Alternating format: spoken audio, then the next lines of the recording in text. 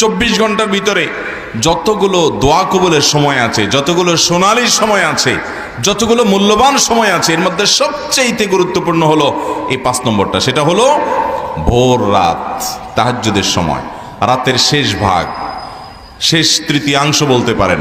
3 ভাগ করলে শেষ ভাগ, বা ঘুম থেকে ওঠার পর একেবারে ফজরের আজানের আগ পর্যন্ত রাতের শেষের দিকের এই সময়টা, এটা হলো সবচেয়ে মূল্যবান সোনালী সময় ইমানদারের জন্য।